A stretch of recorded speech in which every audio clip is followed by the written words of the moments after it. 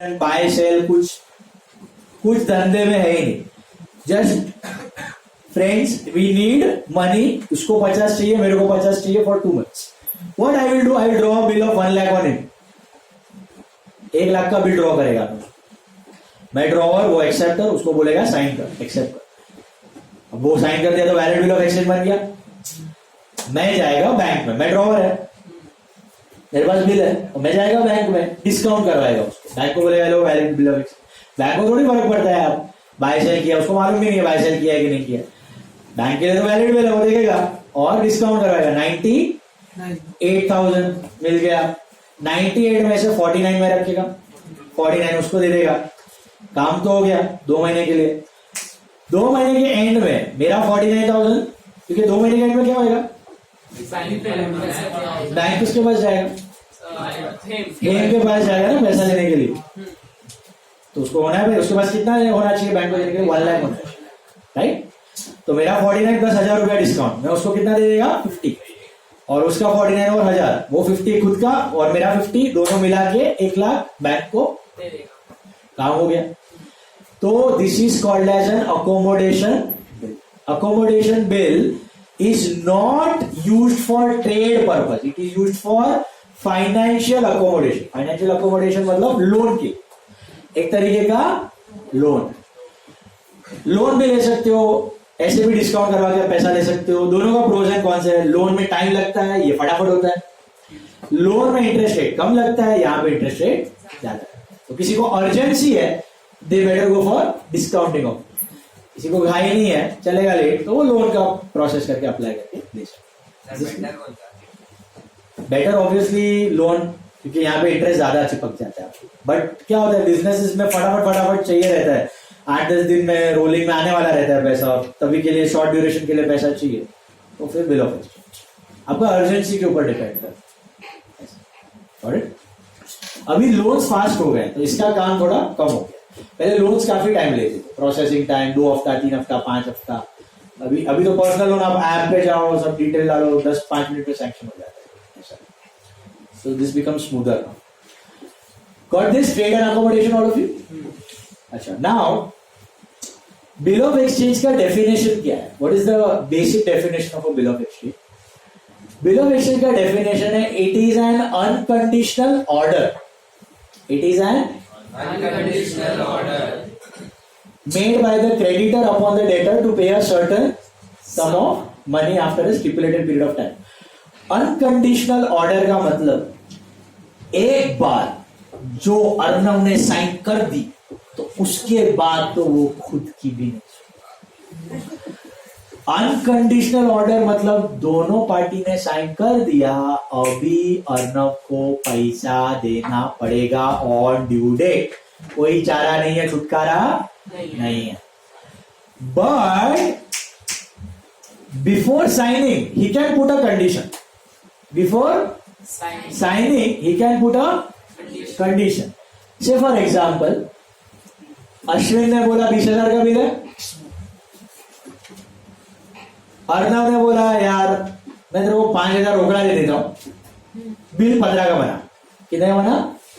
15 का बना. तो इधर वो लिख देगा एक्सेप्टेड फॉर 15,000 ओनली.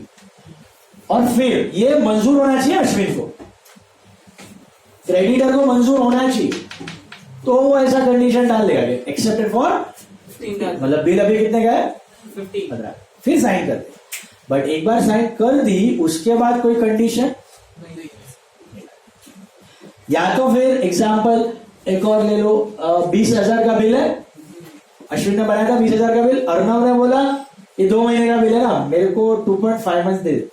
2.5 मंथ्स में मैं करता हूं. अश्विन बोलेगा ठीक है, तो इधर डालेगा एक्सेप्टेड फॉर 2.5 मंथ्स ओनली. तो ये बिल अभी 2.5 मंथ का, फिर साइन कर. लेकिन वो ऐसा नहीं कि वो 2 का बनाइए 2.5 का बना के भेज दिया, 2.5 का बना के भेज दिया. इसको अश्विन को अग्री होना चाहिए. तो ही कंडीशन डाल के साइन कर सकता है. एक बार साइन कर दी, उसके बाद चेंज नहीं, फिर 2.5 मंथ के बाद उसको पैसा देना पड़े. तो इसका मतलब, इसको क्या बोलते हैं, जब वो कंडीशन डाल के साइन करता है ना, जब वो कंडीशन डाल के साइन करता है, उसको बोलते हैं कंडीशनल एक्सेप्टेंस या क्वालिफाइड एक्सेप्टेंस।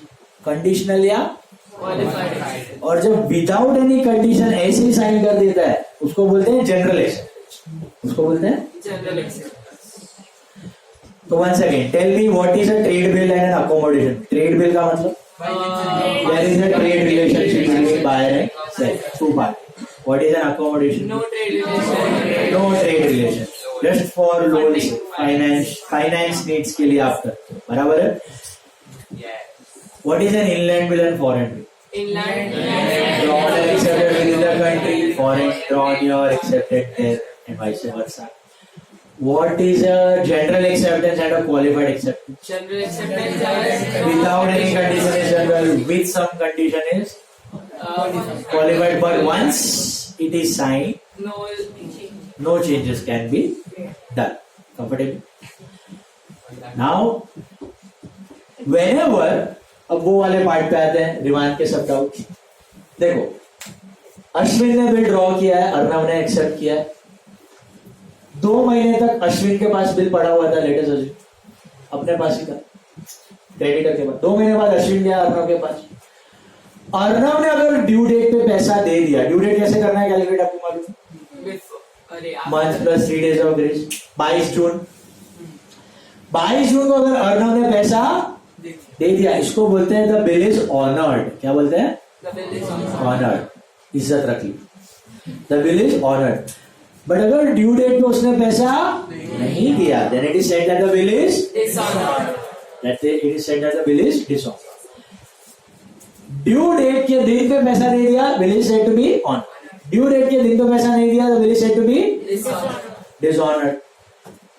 कभी कभार ड्यू डेट से पहले, ड्यू डेट 22 जून है, अर्नव 10 जून को आगे पैसा दे देगा। कभी देगा? 10 जून को आगे पैसा दे देगा। जल्दी दे देगा टाइम से, तो क्या मांगेगा? Discount, rebate, CD. डिस्काउंट में आप सेटल कर सकते हो। उसको बोलते हैं रिटायरमेंट ऑफ अ बिल। क्या बोलते हैं? Retirement. So 3 things. If on the due date he makes the payment, it is said that the bill is honored. If on the due date he doesn't make the payment, it is said that the bill is honored. If he makes the payment before the due date, the bill is retired. Retirement में क्या होता है? हमेशा discount होता है। फिर time से पहले दिया, ऑब्वियसली कुछ तो वो इसीलिए देगा ना, टाइम से पहले मलाई बिल उसको डिस्काउंट। अब what is noting of a bill? Noting charges and notary public. आपका ड्यू डेट पे उसने बिल का पैसा नहीं दिया तो उसको क्या बोलते हैं? डिसऑनर होने के बाद ये भाई के पास है ना 2 चॉइस है अश्विन के पास। Number 1, out of court settlement. यार पैसे दे दे, या कम दे रहा है तो बाकी बैड डेट करके खत्म करते हैं। या तो भड़क जाएगा, मैं तो कोर्ट में तेरे को घसीटेगा, मैं तो तेरे पे केस करेगा। Then you will approach the court. Court को अप्रोच करने का फर्स्ट स्टेप होता है नोटिंग। क्या होता है? नोटिंग। नोटिंग कहां पे होता है? नोटरी पब्लिक करके एक पार्ट होता है कोर्ट का। आपने शायद देखा भी होगा कहीं पे, आपके एरियाज में लॉयर वगैरह होते हैं, छोटा सा हटूड़ी टेबल टाइपराइटर लगा के नोटरी लिखा रहता है उसके ऊपर। वो स्पेशल एग्जीक्यूटिव आपको अटेस्टेशन भी करना होता है, वो करके देता है। तो गवर्नमेंट का ऑफिसर रहता है, नोटरी पब्लिक, लॉयर रहता है कभी। तो वो क्या करता है? नोटरी पब्लिक का काम क्या होता है? नोटरी पब्लिक का काम होता है अग्रीमेंट्स भी बनाता है वो। Yes, you know that? अच्छा, सो नोटरी पब्लिक का काम होता है अग्रीमेंट भी बनाता है। फिर आपका लोकल जो भी डिस्प्यूट्स होता है, जैसे प्रॉपर्टी डिस्प्यूट हुआ, कोई लैंड अग्रीमेंट का हुआ, आपका घर का हो गया, पार्टनरशिप फॉर्म का अग्रीमेंट का कुछ हो गया, तो वो उसमें कोई डिस्प्यूट हो गया या बिल ऑफ एक्सचेंज डिसऑनर हो गया, तो वो रिकॉर्ड कर देगा फैक्ट कि भैया ये बिल डिसऑनर हो गया है। तो बेसिकली आप गवर्नमेंट को बोल रहे हो कि ये बिल बाउंस हो गया, डिसऑनर हो गया, रिकॉर्ड करो ये फैक्ट को। That first part is called as noting. वो कौन करता है? नोटरी पब्लिक करता है। Notary public is the government officer, that lawyer. Noting is the process, उस प्रोसेस को कहा जाता है नोटिंग। एंड एक बार नोटिंग हो गया, फिर प्रोटेस्ट होता है, फिर केस दर्ज होता है, फिर फाइट होता है, फिर जज का जजमेंट आता है, एंड दैट प्रोसेस कंटिन्यूज। तो पहला part is called as noting. अब वो कोर्ट का प्रोसेस, सपोज हमारे पास बिल है, अश्विन के पास बिल है, तो who will do the noting part? अभी वो फोकट में तो होगा नहीं, has to pay some charges, तो charges are called as noting charge. वो 20,000 का बिल है, 100 रुपया नोटिंग चार्जेस होगा, कौन पे करेगा? लेकिन वसूलेगा किस? अल्टीमेटली वसूलेगा अर्नव। पेयरशिप करेगा लेकिन वसूलेगा कोर्ट वोर्ट का केस होगा, जजमेंट आएगा, हाँ इसको देने का, तो 20,000 तो लेगा प्लस 100 रुपये। वैसे ही अगर बिल डिस्काउंट हो गया तो कौन जाएगा पैसा कलेक्ट करने? इसने मना कर दिया, बैंक का सनक गया, आता माझी सटकली, मैं भी करेगा केस, तो बैंक ने केस होगा, तो कौन चार्जेस पे करेगा? बैंक किससे वसूलेगा? अश्विन किससे वसूलेगा? जज के पास बिल जाए, एंडोर्सी के पास, वो गया पैसा देने, बिल बाउंस हो गया, जज को गुस्सा आ गया, मैं केस करेगा, जज ने केस कर दिया, who will pay the notice charge? जज। जज ने वसूल होगा ना, अश्विन ने take it from bank for collection. इसका तो साला कुछ बनता नहीं है, ये तो एजेंट था, लेकिन कभी कभी इसको भी गुस्सा आएगा, साला मेरा एजेंट गया, मेरा काम किया, मेरा लोग गया था, मेरे को भी वसूलने का, तो ये भी ठोक देगा केस। सपोज चारों मिलके नहीं कर सकते, चार अलग अलग पॉसिबिलिटी, तो बैंक फॉर कलेक्शन ने नोटिंग करवा दी, तो who has paid the charges? Bank for collection. Bank for collection will take from Ashwin will take it from. So in any damn case, whoever pays, पे करने वाले अलग अलग party हो सकते हैं, noting charges can be paid by different people, but ultimately किससे वसूला जाएगा? So who bears the noting charges? Arnav मतलब द ड्रॉइंग। एक्सेप्टर bears और पे में फर्क है, फर्क समझ में आया? पे मतलब पे कर रहा है पैसा, बेयर मतलब जिसका अल्टीमेटली एक्सपेंस। मेरा रेंट मैं पे करता हूं, रेंट टू कैश, मेरा रेंट अजय पे करता है, तो रेंट टू अजय, तो मुझे अजय को पैसा देना है, अजय टू, तो पे भले अजय ने किया, बेयर कौन करेगा? तो अल्टीमेटली पैसा किसको देना पड़ेगा? ड्रॉइंग, वो बेयरिंग का मतलब होता है। So one second, what is a notary public? Government officer appointed to record the fact of dishonor. Record the fact of dishonor. The officer is notary public. What is noting? The process of recording the fact कि भैया dishonor हो गया, court के through जाना है. And what is noting charges? The charges paid at the time of noting. Who will pay the charges? Can be paid by anyone. Can be paid by drawer. Can be paid by bank. Can be paid by NRC. Can be paid by bank for collection. But ultimately they will take it from drawer, and drawer will take it from drawing. So who will ultimately bear the noting charges? Drawing. Ultimately expense किसका है? Drawing. Last part of this day, that is renewal. What is renewal now? ये अंत है story का। Bill of exchange की story शुरू कहां से हुई थी? भाई ने सेल किया था, बिल ड्रॉ किया था, 2 महीने बाद गया पैसे लेने को, अपने पास से बिल है सपोज, 2 महीने गया पैसा लेने को, इसने ड्यू डेट पे बिल का पैसा नहीं दिया, ड्यू डेट पे बिल का पैसा नहीं दिया। बिल का पैसा ना देने से, बिल का पैसा ना देने से इसको क्या कहा जाता है? बिल इज ऑनर्ड और डिसऑनर्ड? डिसऑनर तो किया, लेकिन अर्नव रिक्वेस्ट किया, यार Ashwin please give me 3 more months, मैं कर दूंगा, मैं सेटल कर दूंगा। अश्विन बोलेगा ठीक है, 3 महीना दिया, लेकिन अभी कुछ तो दे, 20,000 का बिल है। अश्विन बोलेगा, अर्नव बोलेगा मैं 5,000 दे सकता हूं, कितना दे सकता हूं? आउट ऑफ 20,000 तो कितना मिला? 15,000 अभी नहीं मिला। वो क्या बोल रहा है? और this is called as renewal. Renewal का मतलब होता है it is a request made by the drawee to the drawer to extend the period of the bill. ये ड्रॉअर है, ये ड्रॉई है, पेई तो जिसको अल्टीमेटली पैसा मिलता है वो पेई। समझ में आ रहा है? So what is renewal? It is a request made by the drawee to the drawer to extend the period of the bill. माई बाप थोड़ा एक्सटेंड, मैं मुद्दत दो मेरे को extra payment. It involves 4 steps। कितना स्टेप्स उसके अंदर? 4। फर्स्ट, पुराना बिल उसने दिया ड्यू डेट पे, पैसा दिया ड्यू डेट पे पुराना बिल का नहीं, तो bill is dishonoured, gone. Step number 1 is old bill dishonoured, cancel. Step number 2 part payment. कितना मिल रहा है पार्ट पेमेंट? 5,000। वो कलेक्ट कर, जो मिल रहा है वो कलेक्ट कर। Step number 3 charge interest. Why you charge interest? 3 महीना एक्सटेंशन मांगा है। हम लोग भी शाना लोग है, अश्विन भी शाना है, ऐसा थोड़ी बोलेगा 15,000 लेट दे रहा है ना तो क्या दे उस पे चार्ज इंटरेस्ट। कितने अमाउंट पे? 15 पे कि 20 पे? 5 तो दे दिया, 15 पे कितने महीने का? 3 महीने का। बैलेंस अमाउंट एक्सटेंडेड पीरियड का interest. And fourth step draw another bill. ये होने के बाद वो क्या करेगा? नया बिल ड्रॉ करेगा, नया बिल बनाएगा। कितने का बनाएगा? 50,000 प्लस 200। इंटरेस्ट भी लेना है 50,000 वो 3 महीने का बिल बनाएगा, वापस 3 महीना रखेगा अपने पास, वापस 3 महीने के बाद वो बिल लेके जाएगा। फिर अर्णव ने पैसा दे दिया और फिर भी नहीं दिया तो सेकेंड रिन्यूअल बहुत रेयरली होता है, आपका नाम बहुत डिफॉल्ट खराब हो जाता है मार्केट। तो इन शॉर्ट बिल का जो डेड एंड होता है वो 3 रिजल्ट हो सकता है। बिल का स्टोरी 3 एंडिंग में खत्म हो सकता है। नंबर 1 बिल इज ऑनर्ड, पैसा दे दिया मजा, ड्यू डेट पे दे दिया मजा, ऑनर या रिटायरमेंट बोलो, पैसा दे। सेकेंड डिसऑनर के बाद रिन्यूअल। डिसऑनर तो हो गया लेकिन क्या किया? रिन्यूअल। रिन्यूअल मतलब क्या हो गया? आपका एक्सटेंशन हो गया और नया बिल बन, और वो अज्यूम करते हैं ऑनर हो। और तीसरा ये पैसा लेने गया, ड्यू डेट में पैसा नहीं है, डिसऑनर हो गया।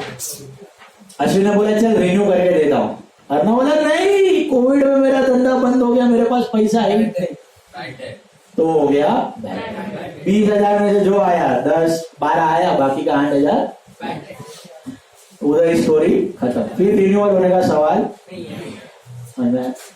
What are the 3 endings of bill? Number 1 dishonour, renewal and dishonour के बाद खत्म, life at bad day. Okay, उधर स्टोरी खत्म। अब wait I am giving you 5-7 minutes. Take out your book 5 to 7 minutes I am giving you.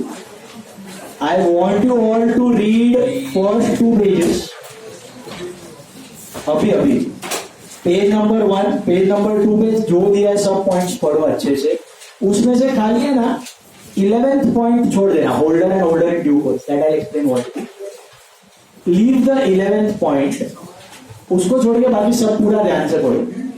और page number 5 पे dark line में points दिया है 5 पॉइंट, वो पढ़ो। अभी पढ़ो 5 to 7 minutes I am giving you. Try to explain. आज हाँ 1 मिनट, इसमें सबसे पहला करेक्शन करना है, पहला ही लाइन का करेक्शन। मीनिंग जो दिया हुआ ना मीनिंग, उसमें करेक्शन लिखो। इट इज के बाद वाला पार्ट है, और return promise made by a debtor to a creditor दिख रहा है, वो पूरा कट करो। Return promise made by debtor to a creditor cut करो। पहला लाइन में और return promise made by a debtor to a creditor उतना पार्ट कट करो, उसके ऊपर लिखो it is an unconditional order. It is an unconditional order. It is an unconditional order made by a creditor upon a debtor. It is an unconditional order made by a creditor upon a debtor. बाकी का same है, to pay a certain sum of money after a certain period of time. That is the meaning of a bill of. आपको पता ना unconditional order, कोई condition डाल नहीं सकता। Before signing ये क्या है, after signing you can not. अब अच्छे से पढ़ो और खुद को मीनिंग समझ में आना चाहिए। देखो आपको आंसर इन ब्रीफ वो सब लॉन्ग आंसर्स नहीं है अकाउंट्स में। मैक्स टू मैक्स क्या पूछेगा आपको, आंसर इन 1 सेंटेंस, वो भी आप ओन वर्ड्स में। तो ये आपको दूसरे ऑब्जेक्टिव 1 सेंटेंस में किधर भी कुछ भी आ सकता है, बराबर से रीड कर लो, और ना समझ में आए तो पूछ लो। अब भी पढ़ो, पूरा पढ़ो।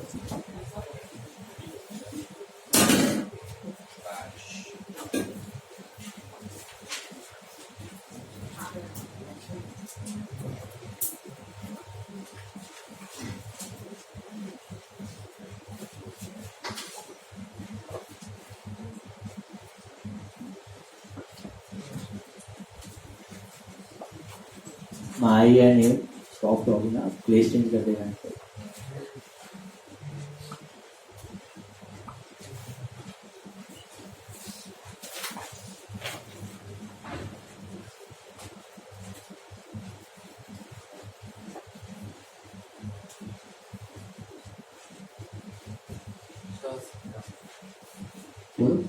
ये बिल ऑफ एक्सचेंज तो हुआ बिजनेस के उससे, बट ये बिल ऑफ एक्सचेंज ओनर खुद का कोई पेमेंट पर्सनल पेमेंट के लिए यूज कर सकता है। हाँ,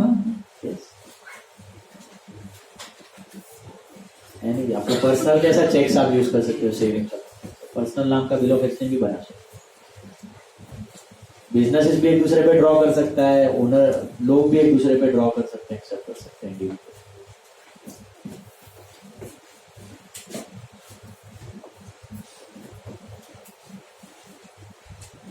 अच्छा 26 और 15 का अगर कोई सम में आता है डेट, तो खुद से अज्यूम करने का हॉलीडे कि वो लोग लिख के देंगे कि बैंक हॉलीडे दिए? नहीं, 26 जैन, 15 अगस्त, 2 अक्टूबर और 25 दिसंबर, ये पब्लिक हॉलीडे पता ही होना चाहिए। इस पे ड्यू डेट आ रहा है तो एक दिन पहले ही है, बोलेगा नहीं, दे वॉन्ट स्पेसिफाई। 4 ही डेट्स ध्यान रखना है, 26 जैन, 15 अगस्त, 2 अक्टूबर एंड 25 दिसंबर। वो बायडा पूछ रहा है 25 दिसंबर क्या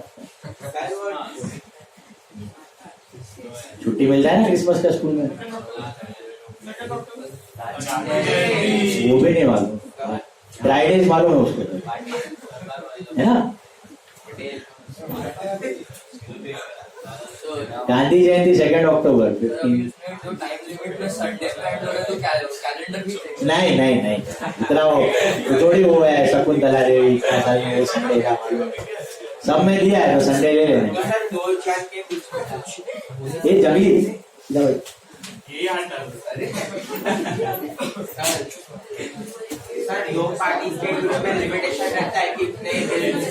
नहीं कोई नहीं नंबर कर सकते हैं ना यहाँ पर, accepted for before signing you can do the condition. Increase भी कर सकते हैं, डिक्रीज भी कर सकते हैं, पीरियड बढ़ा भी सकते हैं, घटा भी सकते हैं, बट बिफोर साइनिंग कंसल्टेट करने के बाद। एक बार साइन कर दिया फिर टाइम पास के लिए नहीं बोला है, पढ़ो उधर बैठ आओ, लास्ट बेंचेस बोलो क्या डाउट है, रीड।